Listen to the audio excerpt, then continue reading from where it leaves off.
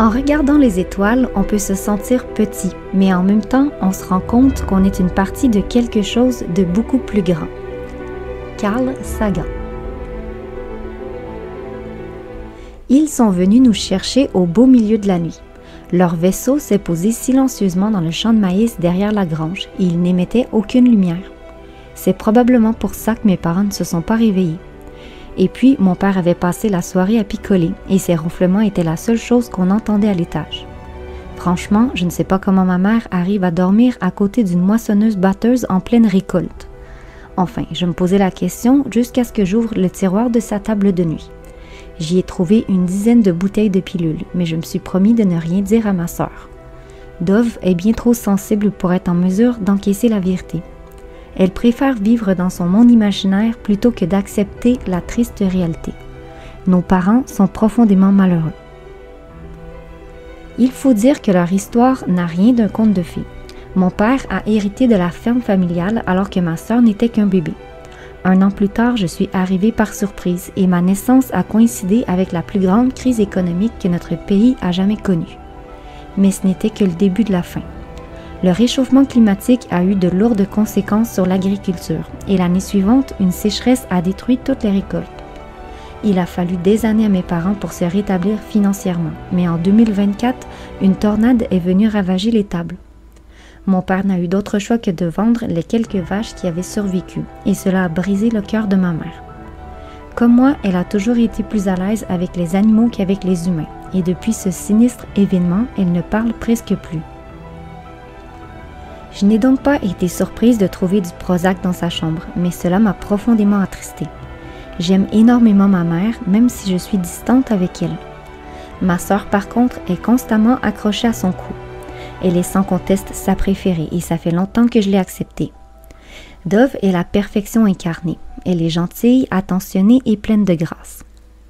Elle a de grands yeux verts magnifiques et ses cheveux blonds sont toujours super lisses. Tout le contraire des miens d'ailleurs. Mes cheveux, eux, se dressent au moindre signe d'humidité comme des soldats prêts pour une révolte. Sans parler de leur couleur, un brun aussi monotone qu'un jour de pluie. Grandir dans l'ombre d'une sœur comme Dove, c'est un peu comme essayer de briller à côté du soleil. Mais je ne lui en veux pas, bien au contraire. Comment pourrais-je, alors qu'elle a le cœur aussi grand que celui de Mère Teresa? C'est peut-être pour cette raison que les êtres sont venus nous chercher. Enfin, je n'en sais rien. L'unique chose dont je suis certaine, c'est que Dove n'a pas hésité à monter à bord de leur vaisseau. Contrairement à moi, ma sœur a l'échine souple et un sourire joyeux flottait sur ses lèvres. De toute évidence, j'étais la seule à avoir le corps électrique, une sensation loin d'être agréable. Chacune de mes cellules était à 2 doigts d'éclater, comme un ballon d'hélium qu'on gonfle trop vite. Paradoxalement, j'avais l'esprit clair comme jamais, et je savais au plus profond de mes entrailles qu'il n'y avait aucune crainte à avoir.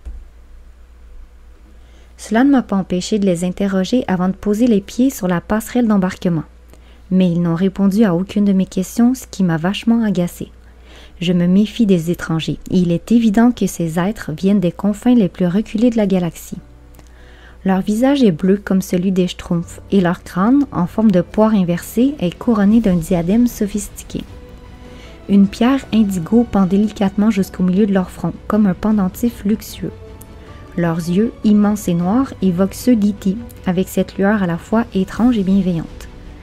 Quant à leur silhouette filiforme, elle est drapée d'une tunique blanche si impeccable qu'on pourrait croire qu'ils sortent tout juste de la blanchisserie des anges. Je dois admettre qu'ils ont une certaine classe, mais leur mutisme commence sérieusement à me taper sur les nerfs. Ne méritons-nous pas quelques explications? Ce n'est pas tous les jours que des extraterrestres viennent à la rencontre de pauvres terriens comme nous, et j'aurais aimé connaître leurs motifs. D'un autre côté, il n'y a rien qui me rattache à la Terre. Alors pourquoi ne pas tenter l'aventure? D'aussi loin que je me souvienne, je ne me suis jamais sentie chez moi ici, et toutes mes tentatives d'adaptation ont lamentablement échoué. J'ai fini par croire que je m'étais trompée de planète, et à l'âge de 7 ans, j'ai demandé un télescope pour mon anniversaire.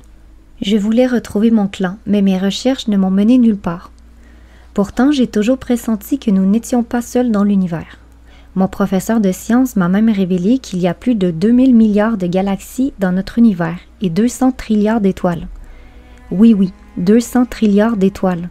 Ça fait 23 zéros après le 2.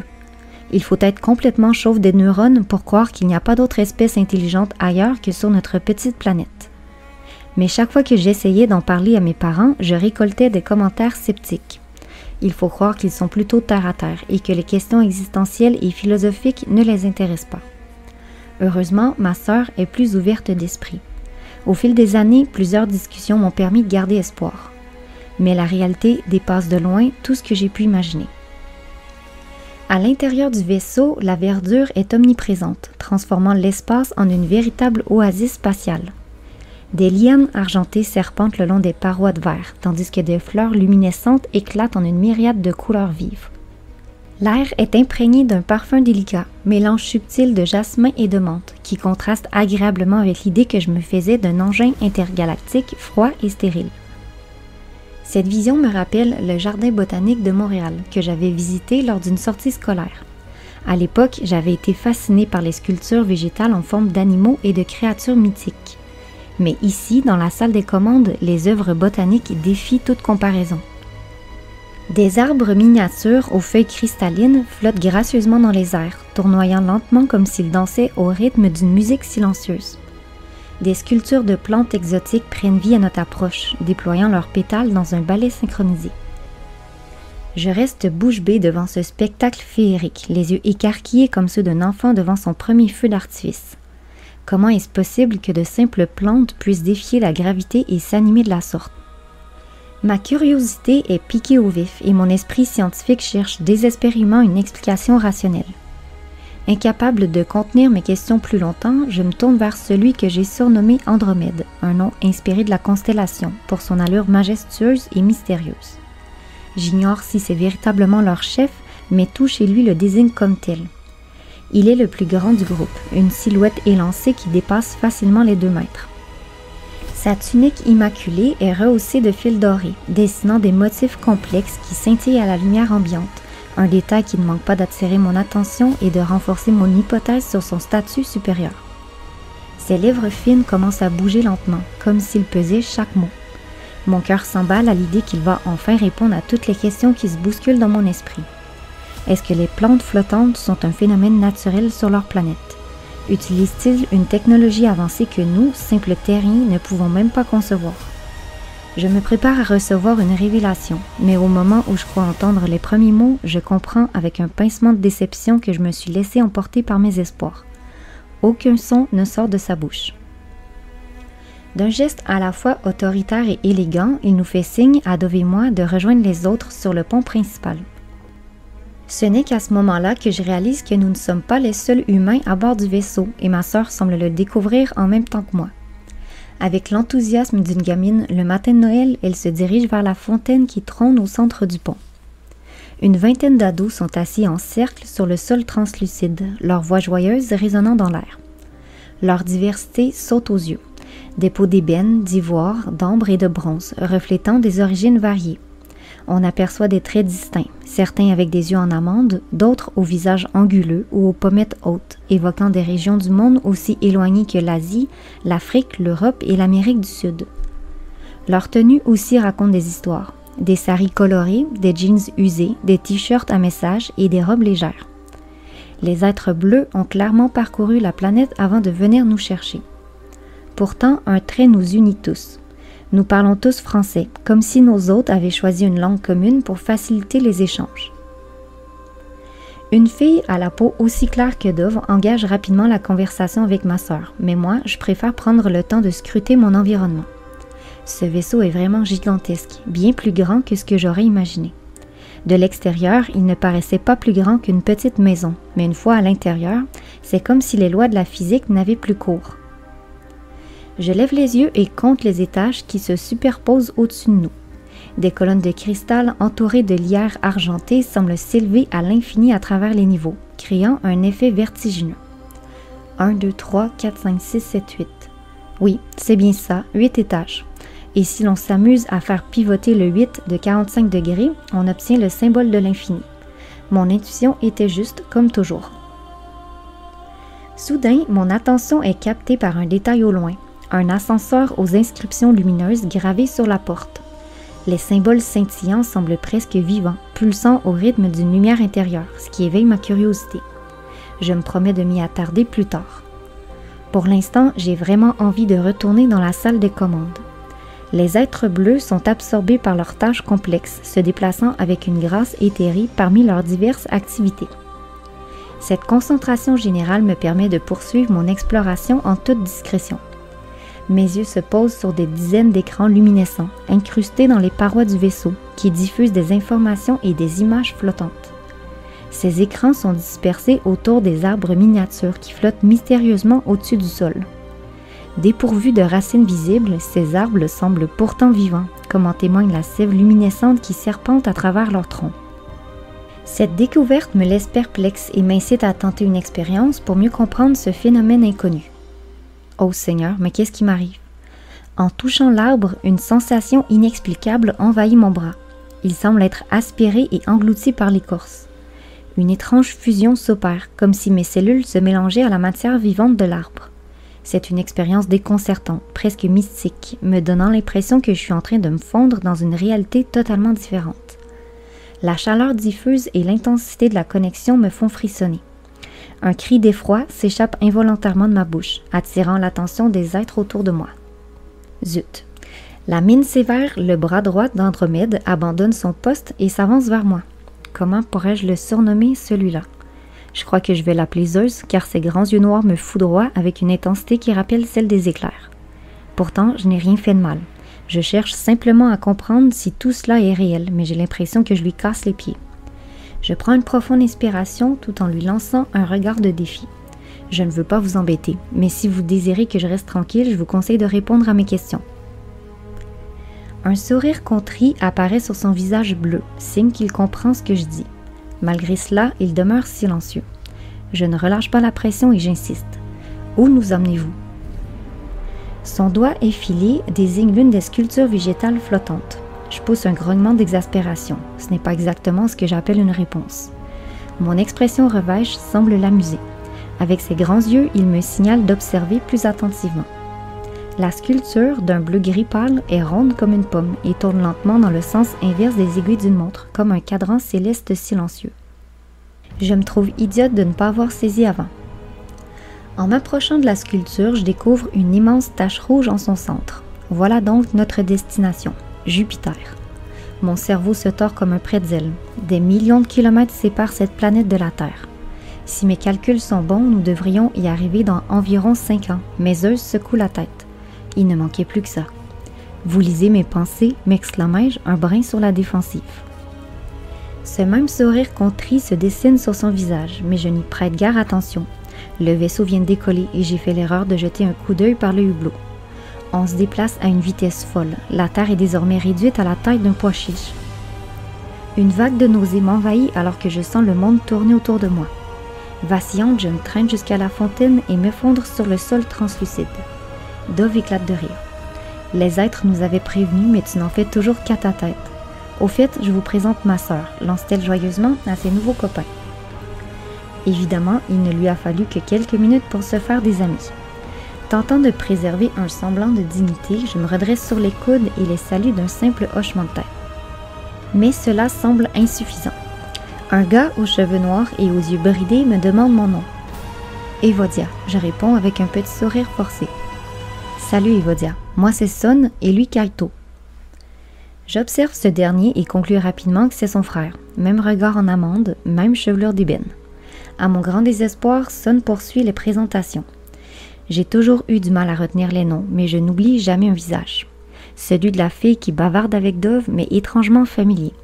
Ses yeux émeraudes, ses pommettes saillantes et sa chevelure dorée lui donnent des airs d'Ukrainienne, mais je sais qu'elle est québécoise. Elle porte une élégante robe cache-cœur rouge à pois qui contraste cruellement avec mon apparence négligée. J'ai opté pour un jogging et un t-shirt particulièrement ample. Plate comme une planche à pain, je fais tout pour éviter d'attirer l'attention sur ma poitrine inexistante. « Qu'est-ce que tu fais sur ce vaisseau ?» Je l'interroge d'un ton farouche. « J'en sais rien », répond-elle en haussant les épaules. « Ils sont venus me chercher juste avant vous. »« Tu connais Juliette ?» s'étonne ma sœur. Je pousse un soupir découragé. Malgré son ouverture d'esprit, Dove ne s'est jamais intéressée à la politique et il faut croire qu'elle n'est pas la seule. Personne n'a l'air de se douter que Juliette est la fille du premier ministre. Pourtant, son visage est familier à bien des égards. Elle a figuré dans de nombreux spots publicitaires, mais ce n'est pas grâce à son talent qu'elle a décroché ses rôles. Tout le monde connaît Madame Parfaite, marmonnai-je en pensant à cette pub où Juliette vantait un shampoing miracle pour des cheveux soyeux, avec ce sourire impeccable qui m'agace tant. Mais dis-moi, est-ce que ton père sait que tu es ici? Ma question la trouble, ses yeux verts se détournent, évitant mon regard. Je ne voulais pas être rude, mais l'idée que certains obtiennent des passe-droits me reste en travers de la gorge.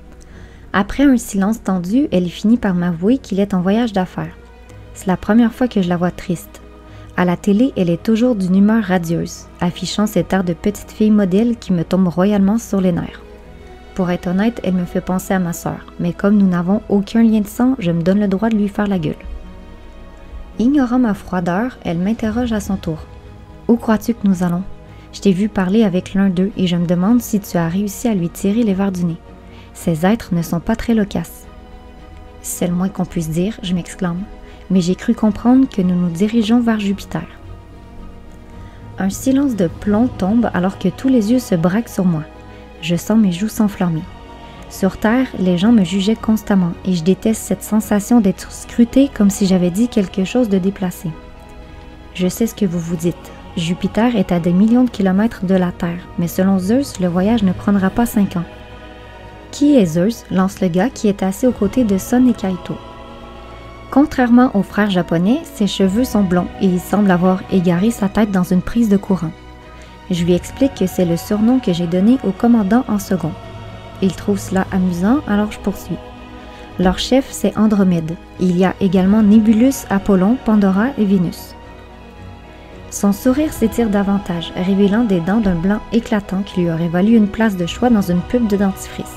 « Dis donc, tu ne manques pas d'imagination » s'exclame-t-il. C'est que j'ai toujours été fasciné par l'espace. Comme nous tous, et c'est ce qui nous unit, affirme-t-il avec enthousiasme. Je n'en suis pas si sûre. Mis à part ma sœur, je n'ai jamais rencontré de terrien qui s'intéressait réellement à l'astronomie. Mon air sceptique l'amène à renchérir. Pendant que tu étais avec Zeus, j'ai pris le temps d'interroger tout le monde, et il se trouve que nous partageons tous cette passion pour l'espace. Chacun de nous a sa propre manière de l'explorer, que ce soit par les livres, les films ou même les simulations spatiales. Pour ma part, je rêve de voyager dans les étoiles depuis mon enfance. Ma curiosité appâtée, je lui propose de poursuivre cette discussion en privé. Contrairement à Dove, j'apprécie les échanges avec les gens seulement lorsque je peux en retirer quelque chose d'enrichissant, et je pressens qu'il détient beaucoup d'infos.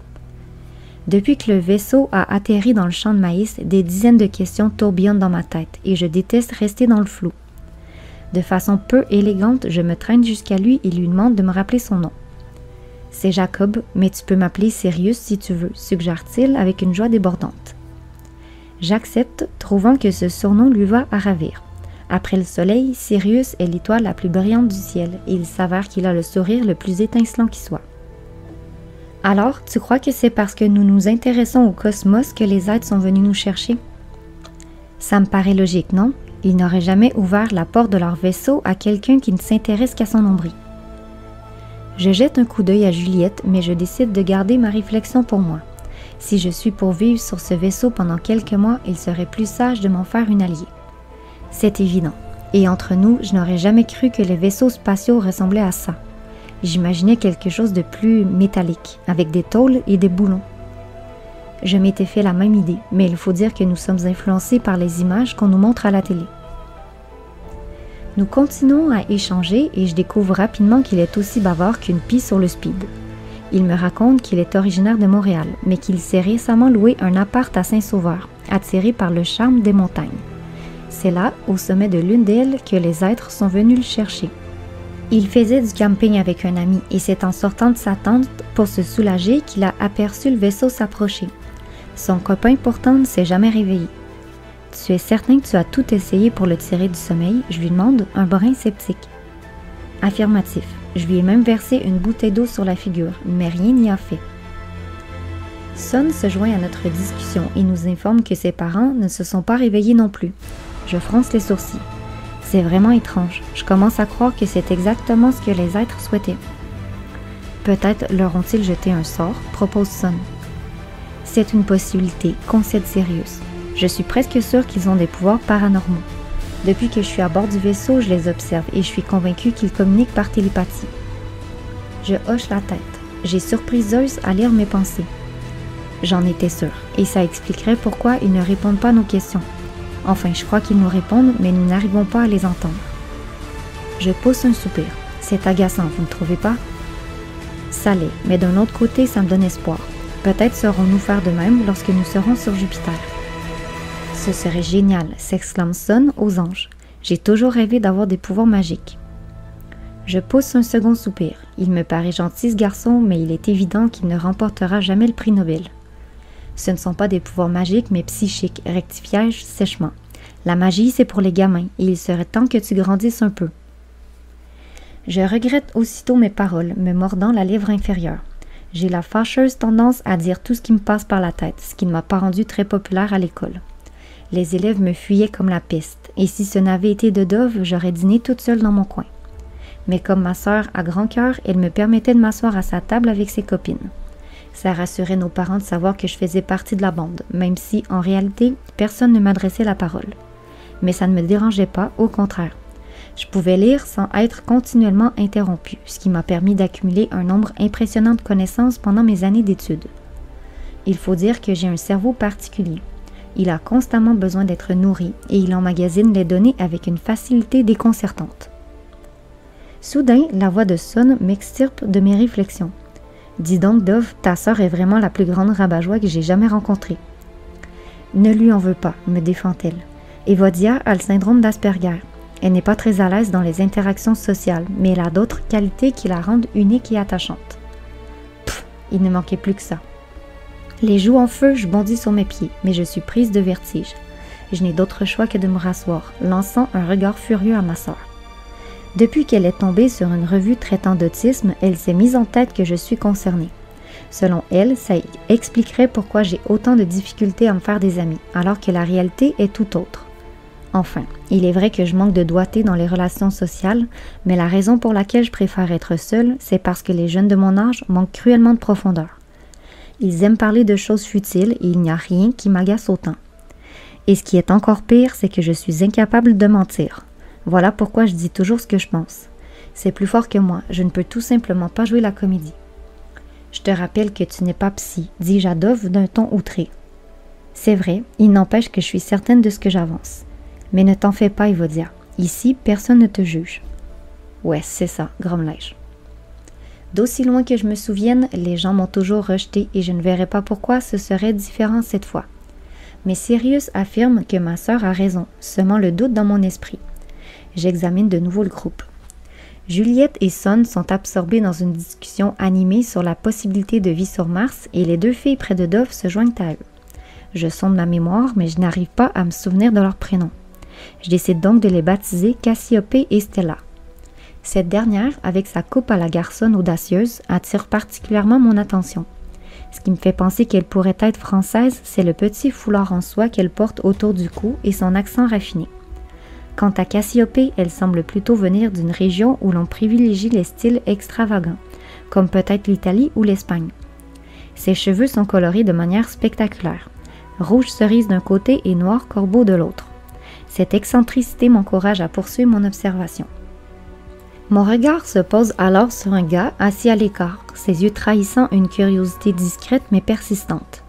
Je me décide à me lever pour aller le voir. Alléluia, j'ai moins le vertige, signe que mon corps commence à s'adapter à mon nouvel environnement. Je m'assois en face de lui, cherchant comment engager la conversation. Il me semble qu'il a un nom pas possible. Je crois que c'est Jeremy James ou quelque chose dans le genre. Avec son crâne rasé et sa posture en tailleur, il me fait penser à un moine en méditation. Ses yeux brillent d'un éclat orangé, ce qui me donne l'envie irrépressible de lui attribuer un nom plus exotique. « Ça te dérange si je t'appelle Arcturus ?» lançai-je. « Si cela peut te faire plaisir », accepte-t-il avec un sourire bienveillant. « Après tout, nous commençons une nouvelle vie, alors pourquoi ne pas changer de prénom ?» En revanche, je dois dire que le tien me plaît beaucoup. Evodia, c'est un prénom rare qui porte une certaine élégance et une touche de mystère. Je fais fi du compliment, ne sachant jamais vraiment quoi répondre à ce genre de commentaires. Alors, tu crois réellement qu'une nouvelle vie nous attend? Peut-être ne faisons-nous qu'un simple aller-retour. Ça m'étonnerait, rétorque-t-il d'une voix assurée. Vraiment? Pourquoi? Parce que je les entends dans ma tête. Je tressaille. Ce jeune homme devient de plus en plus intriguant. C'est vrai? Et qu'est-ce qu'ils disent? Ils disent qu'ils sont désolés pour nous. Je fronce les sourcils.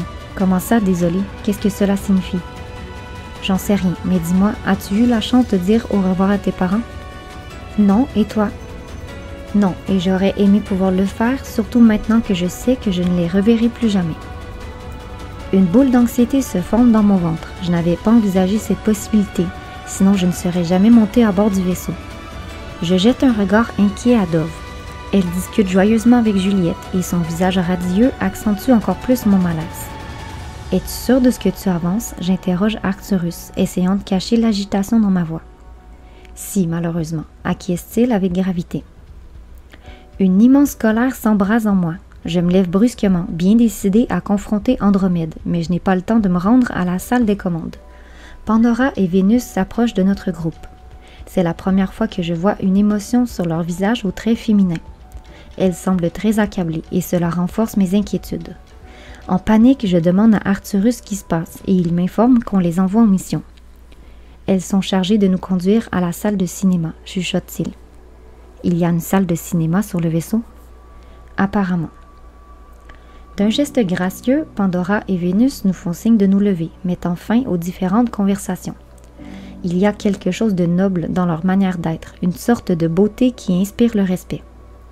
En silence, elles nous escortent jusqu'à une vaste salle en forme d'œuf. Un écran translucide couvre le mur du fond, alors qu'une multitude de sièges flotte au-dessus du sol. À ma grande surprise, je réalise que nous ne sommes pas le seul groupe d'êtres humains à bord du vaisseau. Des dizaines de jeunes sont confortablement installés dans les fauteuils inclinables, et une fébrilité palpable imprègne l'atmosphère. Je peux la ressentir contre ma peau, comme si mon corps était une éponge absorbant les énergies environnantes. C'est l'une des raisons pour lesquelles j'évite les foules. Dove me jette un coup d'œil inquiet et je lui renvoie un sourire rassurant. Ça va aller. Et si jamais le son est trop fort? On peut dire que ma sœur me connaît bien. En plus d'être une éponge, j'ai une hypersensibilité sensorielle. Je perçois tout ce qui entre dans mon champ de conscience avec une intensité désarmante et je tombe rapidement en surcharge. Pour cette raison, j'ai souvent besoin de m'isoler. C'est la seule manière que j'ai trouvé d'apaiser mon système nerveux. J'ai des bouchons dans mes poches, je lui avoue. Malgré cela, je décide de m'asseoir dans la dernière rangée, au cas où je devrais quitter la salle. Arcturus et Sirius s'installent à mes côtés. Pas étonnant, j'ai toujours eu plus de facilité avec les gars qu'avec les filles. De son côté, Dove rejoint Juliette, mais la voilà qui m'épie. « Ça va aller », dis-je de nouveau. Elle m'envoie un bec soufflé, ce qui m'arrache un sourire. Malgré nos différences, elle a toujours été adorable avec moi, voire un brin protectrice. C'est plutôt gentil de sa part.